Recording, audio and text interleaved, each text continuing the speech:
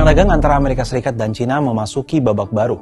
Setelah Presiden AS Donald Trump memberlakukan tarif tambahan 10% pada barang dari China, giliran Presiden China Xi Jinping membalasnya, mengenakan tarif tambahan ke produk Amerika Serikat.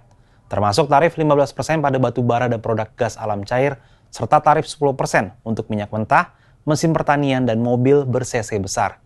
Tarif balasan China itu dapat mempersulit produsen tertentu AS untuk mengekspor produk ke China, karena harga produk mereka menjadi lebih mahal. Lantas, apa dampak penerapan tarif balasan ini terhadap Amerika Serikat?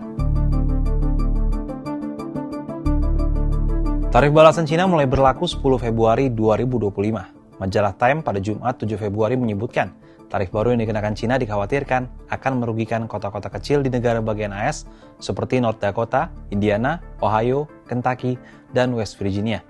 Padahal negara-negara bagian itulah yang membantu Trump memenangkan pemilu 2024.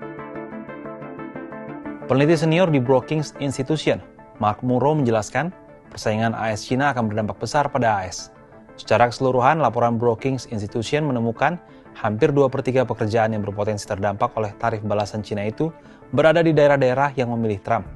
Ini kontras dengan tarif balasan China yang diberlakukan pada 2018 saat pemerintahan Trump yang pertama.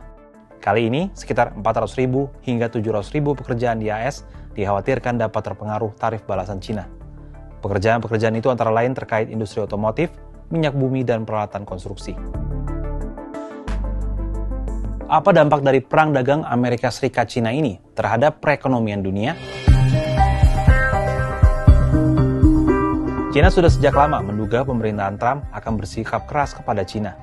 Selain perang dagang yang akan semakin sengit, perang teknologi dan konfrontasi terkait Taiwan juga kian menguat. Oleh karena itu, China sudah bersiap menghadapi badai yang datang.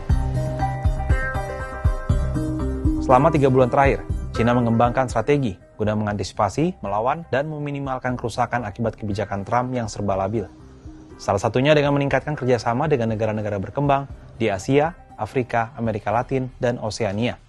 Caranya, bahan dan suku cadang China untuk produk yang diekspor ke AS, kini produk akhirnya diproduksi atau dirakit di negara-negara selain China. Pasar ekspor yang tumbuh paling cepat termasuk Brazil, Indonesia, Malaysia, Thailand, dan Vietnam bertindak sebagai perantara dengan memproses bahan-bahan China dan mengekspor barang jadi ke AS. Akibatnya, ada kemungkinan Trump akan menghukum negara-negara pihak ketiga karena bekerjasama dengan China, seperti yang terjadi pada Panama. Bagi banyak negara, kerjasama ekonomi dengan China masih menggiurkan. Dan bagi negara-negara miskin, China pun jadi harapan setelah AS, pendorong terbesar dunia, menangguhkan bantuan pembangunannya. Penangguhan itu menghentikan proyek-proyek yang didanai AS di sekitar 130 negara. Menarik untuk melihat bagaimana perkembangan perang dagang antara AS dan China di periode kedua kepemimpinan Trump. Pasalnya, keputusan ini tak hanya berdampak kepada AS maupun China, tapi juga berdampak terhadap ekonomi global, tidak terkecuali Indonesia. Kalau menurut sahabat Kompas gimana? Apakah perang tarif ini bakal berdampak positif atau negatif ke Indonesia?